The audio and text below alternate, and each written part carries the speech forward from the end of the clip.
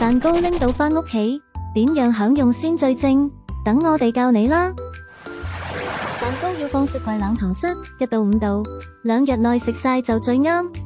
食之前攤下室溫大約10分鐘，等嘅時候就最啱打卡影靚相。留意返蛋糕底部有固定膠托，切出食用分量同壓碎俾毛孩，咁就食得開心又放心啦。如果係挑食毛孩，特別係貓貓對新食物陌生，你可以試下壓碎蛋糕，再混合佢平時中意嘅罐罐或零食。哇！其實食唔晒都唔緊要，最重要都係一齊慶祝嘅快樂時光。